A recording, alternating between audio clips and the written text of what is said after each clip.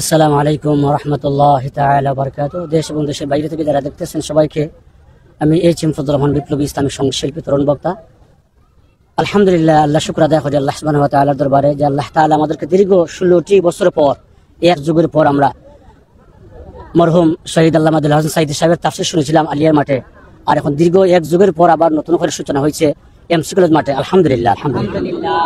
এখানে আসতেছেন দেশ প্রাণ উলামায়ে কেরাম, তাশরিফ আনবেন, এর মধ্যে চমৎকার বক্তব্য রাখবেন বাংলাদেশের 18 কোটি মানুষের তরুণ যুবকদের আইডন, এবং যার ওয়াজ শোনার জন্য মানুষ দূর দূরান্ততে পাগল হয়ে আসতেছে। বিশেষ করে আমার এলাকা দিরাই উপজেলাধীন বিভিন্ন এলাকায় যে সারা পেয়েছে সাধারণ মানুষের কাছে, অনেক মানুষ তার গাড়ি নিয়ে, আমাদের এলাকায় গরুর গাড়ি আছে, বিভিন্ন জিনিস নিয়ে সে আসতে চায় এই মাঠে। সে একটাই বলতেছে, সাঈদী সাহেব যখন নাই, সাঈদী সাহেবের কিছু ছোঁয়া থেকে এখানে গেলে পাইনি। অনেক মানুষ আলহামদুলিল্লাহ রেডি হয়ে আছে। আগামীকালকে আমার বিশ্বাস আমাদের সুনামগঞ্জ জেলা থেকে, প্রতিটি উপজেলা, প্রতিটি ইউনিয়ন থেকে, ওয়ার্ড থেকে ইনশাআল্লাহ এক একটা বাস নিয়ে জনগণ আসবে। আলহামদুলিল্লাহ আলহামদুলিল্লাহ। তাফসীর মাহফিল তো আপনারা যারা দেখতেছেন দেশ বিদেশ, সবাই আপনারা দোয়া করবেন আল্লাহ তাআলা যেন সুন্দরভাবে সুস্থ অবস্থায় এই 3 দিনের তাফসীর কোরআন মাহফিল আল্লাহ তাআলা কবুল ও মঞ্জুর করে, এবং যারা আসতেছেন আল্লাহ তাআলা যেন সবাইকে সুস্থ অবস্থায় দুর্ঘটনা থেকে হেফাজত করে আসার এবং বসার 3 দিন তাফসীর শোনার পর বাড়িতে যাওয়ার তৌফিক দান করে সবাই আমিন। আলহামদুলিল্লাহ, আমাদের এই সিলেটবাসীর একটা প্রাঞ্জল ভাষা, একটা উদ্দীপনা দেখা দিয়েছে, ঈদের আমেজ দেখা দিয়েছে। কথা ঠিক না বেঠিক? আমি আমার দিরাই থেকে, আমি উপজেলা থেকে এসেছি, আমার গ্রাম্য এলাকা। গতকালকে আমার যে ভাইয়া যারা আমাকে বেশি ভালোবাসেন, আমি ছোট্টখাটো ইসলামী সঙ্গীত শিল্পী, সবাই বলতেছেন যে ভাই আগামীকালকের তাফসীরে আমরা যেভাবেই হোক অংশগ্রহণ করবো। আলহামদুলিল্লাহ যারা ঘর থেকে কোনোদিন উপজেলাতে যায়নি, শুধুমাত্র আজহারী সাহেবের ওয়াজ শোনার জন্য পাগল হয়ে আসছে। আলহামদুলিল্লাহ, শুধু দিরাই থেকে নয়, জগন্নাথপুর থেকে নয়, পুরোটা সুনামগঞ্জ জেলা থেকে ইনশাআল্লাহ আজিজ। তো ধন্যবাদ জানাই আমার এই চ্যানেল বাইরে এবং যারা মিডিয়া ব্যক্তিত্ব আছেন সবাইকে আমার পক্ষ থেকে, এবং দিরাই শাল্লাবাসীর পক্ষ থেকে, আমার কলুন ইউনিয়নবাসীর পক্ষ থেকে আপনাদেরকে মুবারকবাদ জানাই। আলহামদুলিল্লাহ। যে বিষয়টা জানার চেষ্টা করবো আসলে বিপ্লবী দেশ এবং প্রবাসী কিন্তু আপনি অনেক অসংখ্য ইসলামী সঙ্গীত শিল্পী কিন্তু গাইছেন, এবং শুধু সিলেট নাই, সিলেট তথা বাংলাদেশের ভাবমূর্তি অনেকটা উজ্জ্বল করছেন।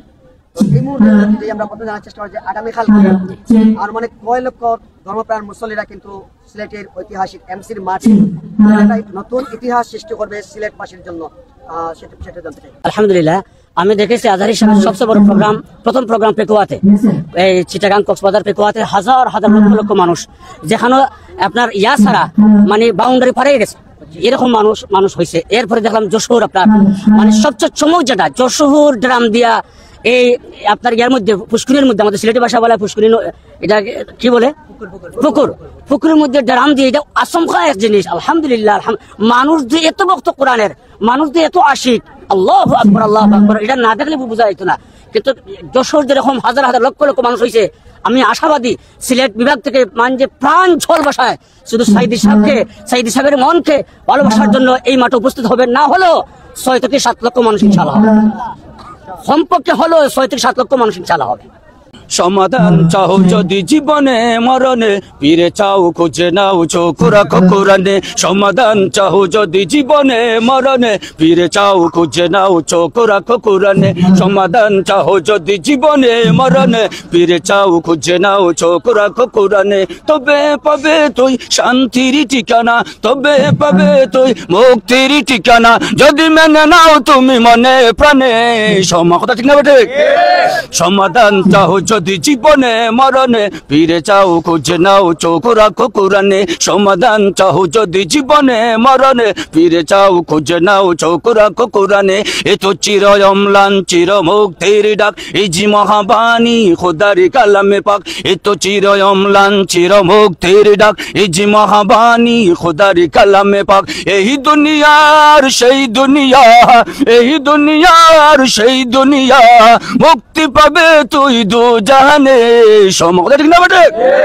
সমাধান চাও যদি জীবনে মরণে, ফিরে চাও খুঁজে নাও চোখ রাখো কোরআনে। সমাধান চাও যদি জীবনে মরণে, ফিরে চাও খুঁজে নাও চোখ রাখো কোরআনে। সমাধান এ বাণী সকলের নয় শুধু মুমিনের, যারাই চলবে মেনে ফল পাবে কোরআনের। এ বাণী সকলের নয় শুধু মুমিনের, যারাই চলবে মেনে ফল পাবে কোরআনে। ঘরে বলো কিংবা রাষ্ট্রে বলো, ঘরে বলো কিংবা রাষ্ট্রে বলো, ও শান্তি দূর করে সমাধান চাও যদি জীবনে মরণে, ফিরে চাও খুঁজে নাও চোখ রাখো কোরআনে। সমাধান চাও যদি জীবনে মরণে, ফিরে চাও খুঁজে নাও চোখ রাখো কোরআনে। তবে পাবে তুই শান্তির ঠিকানা, তবে পাবে তুই মুক্তির ঠিকানা, যদি মেনে নাও তুমি মনে প্রাণে। সমাধান সমাধান চাও যদি জীবনে মরণে, ফিরে চাও খুঁজে নাও চোখ রাখো কোরআনে। সমাধান চাও যদি জীবনে মরণে, ফিরে চাও খুঁজে নাও চোখ রাখো কোরআনে। যাহার পরশ পেয়ে পাথর হলো সোনা, সন্দেহ গণ্যে যাহার কিটি কোনা। যাহার পরশ পেয়ে পাথর হলো সোনা, সন্দেহ গণ্যে যাহার কিটি কোনা। সে যে এক বিপ্লব পিছে ফেলে যেতে সব উড়িয়ে গিয়ে সে অগ্রগামে। সমাধান সমাধান চাও যদি জীবনে মরণে, ফিরে চাও খুঁজে নাও চোখ রাখো কোরআনে। সমাধান চাও যদি জীবনে মরণে, ফিরে চাও খুঁজে নাও চোখ রাখো কোরআনে। ও সমাধান। আসসালামু আলাইকুম। ওয়ালাইকুম আসসালাম। আসসালামু আলাইকুম রহমতুল্লাহি ওয়া বারাকাতুহু। আপনারা জানেন আঞ্জুমানে খেদমতে কোরআন 1975 সনে এটা প্রতিষ্ঠিত হয়েছিল, যার 50 বছর পূর্তি চলছে। এবং এই আঞ্জুমানে খেদমতে কোরআনের সাথে শহীদ মাওলানা দেলোয়ার হোসেন সাইদি, যাকে আমরা কোরআনের পাখি হিসাবে চিনতাম, জানতাম, এবং কোরআনের ভাষ্যকার হিসাবে আমরা ওনাকে মনে করতাম। ওনার স্মৃতি বিজড়িত এই আঞ্জুমানে খেদমতে কোরআনের তফসির মাহফিল আমরা মনে করতেছি যে এটা অন্যান্য যেখানেই ডক্টর মিজানুর রহমান আজারির মাহফিল হয়েছে সেখানেই 20 লক্ষ, 25 লক্ষ, 15 লক্ষ, এইরকম 15 থেকে 25 লক্ষ মানুষের সমাগম হয়েছে। আমরাও এই সিলেটের ঐতিহাসিক এমসি কলেজ মাঠে আমরাও আশা করতেছি 20-25 লক্ষ, 30 লক্ষ মানুষের এই সমাগম হবে। এবং এখান থেকে মানুষে কোরআন থেকে শিক্ষা গ্রহণ করবে। এই তাফসির থেকে মানুষে কোরআন থেকে শিক্ষা গ্রহণ করে, কোরআনের শিক্ষা ধারণ করে নিজেকে আলোকিত করবে, সমাজকে আলোকিত করবে, রাষ্ট্রকে আলোকিত করবে। যারাই স্বৈরাচার হয়, যারাই ফ্যাসিস্ট হয়, সারা পৃথিবীর স্বৈরাচার, ফ্যাসিস্ট, একনায়ক শাসকরা কোরআন বিরোধী। তারা কোরআনকে সহ্য করতে পারে না, কোরআনকে ধারণ করতে পারে না, তারা কোরআন বিরোধী।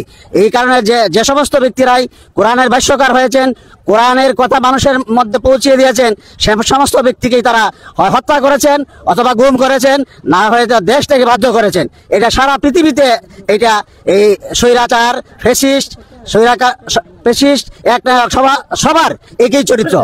যাই হোক, আজকে এই দেশের ছাত্র জনতা এক বিজয়ের মাধ্যমে, 5ই আগস্ট এক লড়াইয়ের মাধ্যমে, দীর্ঘ লড়াইয়ের মাধ্যমে আমাদের দেশকে ফ্যাসিস্ট মুক্ত করেছে, স্বৈরাচার মুক্ত করেছে। আমরা উন্মুক্তভাবে আজকে কোরআনের কথা বলতে পারতেছি। কোরআনের এই যে তফসির মাহফিল, সেইখানে মানে প্রাণ খুলে কথা বলতে পারবেন যারা তফসির করবেন, এবং সমস্ত দর্শক শ্রোতা কোরআন প্রেমিক মানুষ মৌমাছির মতো ছুটে এসে এই কোরআন নামক মৌচাকের পাশে এসে সবাই জড়ো হবেন। আমরা এই কোরআনের তাফসির মাহফিল থেকে আমরা এটাই দাবি করব যে আমরা সবাই এখান থেকে শুধু আসবো আর যাব না, এখানে কোরআনের তাফসির থেকে আমরা নিজেরা প্রতিদিন কিছু না কিছু শিখবো।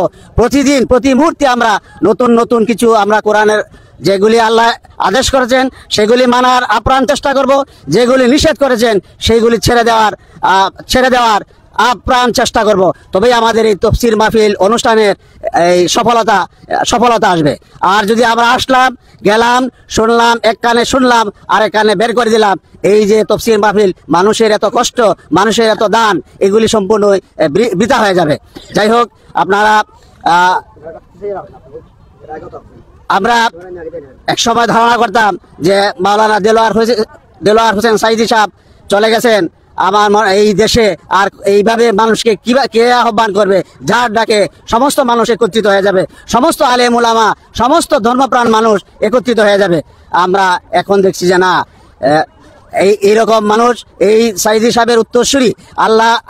আল্লাহ বলছেন যে কোরআনকে হেফাজত করবেন। আল্লাহ কিভাবে হেফাজত করেন? হাফেজ দিয়ে হেফাজত করবেন, এরপর এইভাবে প্রচারের ব্যবস্থা করে হেফাজত করবেন। এইটা এই যে ডক্টর মিজানুর রহমান আজহারী, এটা মহান আল্লাহর এক অশেষ নিয়ামত, এবং মানুষের অন্তরে এই ডক্টর মিজানুর রহমান আজহারীর যে প্রতি যে ভালোবাসা মানুষের মধ্যে ঢুকিয়ে দিয়েছেন আল্লাহ নিজে, এটা একটা অসাধারণ। এগুলি আমরা চিন্তা করে, এগুলির ব্যাখ্যা করে, আমরা আলোচনা করে এগুলি কোনো শেষ করতে পারবো না। যে বিষয়টা জানতাম চাই আপনার কাছ থেকে জানাব, আগামীকালকে থেকে যে ঐতিহাসিক তাফসিরুল কোরআন মাহফিল, যেটি আঞ্জুমানে খেদমতি কোরআন, যেটি সিলেটের 3 দিন ব্যাপী, আনুমানিক কয় লক্ষ ধর্মপ্রাণ মুসল্লি বা তৌহিদি জনতার সমাগম করতে পারে সিলেটের ঐতিহাসিক এমসি কলেজ বিশ্ববিদ্যালয় মাঠে? এটা তো আমরা ওনার মিজানুর রহমান আজহারী সাহেবের অন্যান্য আপনারা জানেন, ওনাকে যখন সর্বশেষ যে বিদেশে যখন জোরপূর্বক ষড়যন্ত্রমূলকভাবে পাঠিয়ে দেওয়া হয়েছিল, এর আগেই কিন্তু বাজারঘাট রুটে ওনার সর্বশেষ মাহফিল ছিল। বাজারঘাট রুটে এখানে ওনার টিম যারা আসছিল, তারা কিন্তু জায়গা যখন সিলেকশন করে তখন তারা বলছিল যে না 14-15 লক্ষ লোকের সমাগম হবে, এইরকম জায়গা নির্ণয় করার জন্য। এইভাবেই কিন্তু আয়োজক কমিটি তখন 2020 সনে তখন এই বাজারঘাট রুটে জায়গা সিলেক্ট করা হয়েছিল। যে 2020 সনে ছিল স্বৈরাচারী সরকারের অধীনে, আর এখন দেশ হইল স্বৈরাচার মুক্ত। সুতরাং আমরা আশাই করতে পারি যে এই স্বৈরাচার মুক্ত অবস্থায় আমাদের তফসির মাহফিলে 20 থেকে 30 লক্ষ লোকের সমাগম হতে পারে। আমি আমার বাড়ি হইল নেত্রকোনা। কর্মসূত্রে আমি সিলেট শহরে থাকি। 1994 সন থেকে, এবং তখন থেকেই আমি দেলাওয়ার হোসেন সাইদি সাহেবের ওয়াজ শুনে, ওনার তফসির শুনে আমি কোরআনের প্রতি আমার আগ্রহ। আমি গতকালকেও আসছি, শুক্রবারেও আসছি, শনিবারেও আসছি। এখানে প্রস্তুতি আমরা দেখতেছি। জানার চেষ্টা করি, আপনি যদিও কিন্তু আপনাদের বসবাস থাকেন সিলেট নগরী, আদাদিক নগরীতে, প্রয়াত আন্তর্জাতিক খ্যাতিসম্পন্ন বক্তা মুফাসসির কোরআন হযরত মাওলানা দেলোয়ার হোসেন সাইদি সাহেব আসলে আমাদের মাঝ থেকে অনেক কিছুদিন পূর্বে কিন্তু চলে গেলেন। আসলে যে শূন্য জায়গাটিতে ডক্টর মিজানুর রহমান আজহারী সাহেব তিনি কি জায়গাটি পূরণ করতে পারবেন বলে মনে করেন? এটা আপনার একটা কঠিন প্রশ্ন। সাইদি সাহেব ওনার মধ্যে যে যোগ্যতা,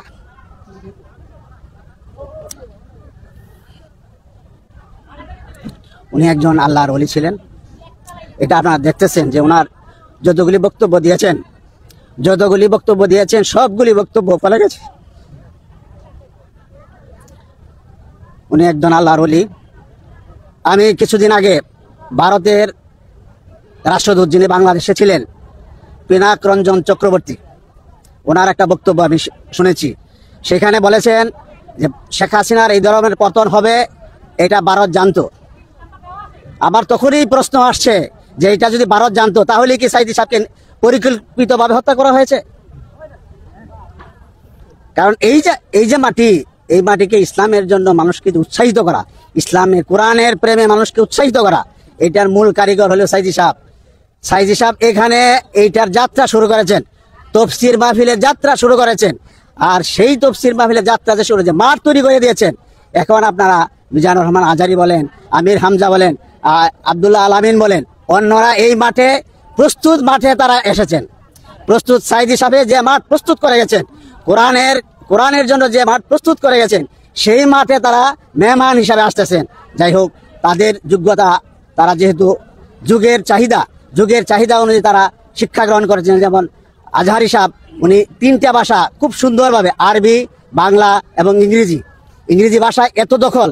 উনি আপনারা জানেন, ইংরেজি ভাষায় উনি পিএইচডি করেছেন। ইংরেজি ভাষায় আমরা এই যে শুনিয়ে অনেকেই, অনেক হুজুররাও বলেন যে উনি পটপট ইংরেজি বলে, এরকম কি কারণে বলে। কিন্তু ওনার যে ভাষা, ইংরেজিতে উনি লেখাপড়া করেছেন, যে কারণে এই ইংরেজিটা উনি ছাড়তে পারেন না। আর আরবি সম্পর্কে এই তাফসির, ওনার যে আজহার বিশ্ববিদ্যালয়ে ওনার সাবজেক্টই ছিল তাফসির, যে কারণে উনি মানে জ্ঞান অর্জন করেছেন, আল্লাহ ওনাকে সহযোগিতা করেছেন। আর সাইদি সাহেবের ক্ষেত্রে আমরা যারা বলতে পারি যে ওনাকে আল্লাহ সরাসরি ইলহাম করেছেন। আমাদের যেটা মনে হয় যে সাইদি সাহেবকে আল্লাহ সরাসরি ইলহাম করেছেন, নয়তো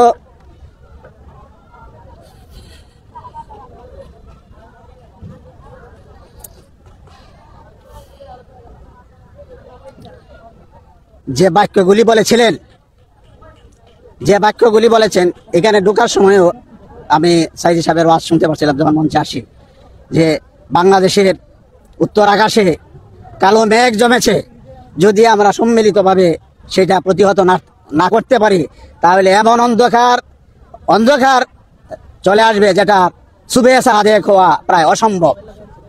আমরা এই বিগত 15 বছর 16 বছর এইটার চিত্র আমরা দেখেছি, কিন্তু আল্লাহ নিজের ঘোষণা করেছেন যে আল্লাহর দিনকে আল্লাহর জমিনে উনি টিকিয়ে রাখবেন। বিজয়ী করাটা হইলো আমাদের দায়িত্ব, কিন্তু ইসলামকে উনি টিকিয়ে রাখবেন। এই টিকিয়ে রাখার কাজটাই আল্লাহ দেখিয়ে দিয়েছেন।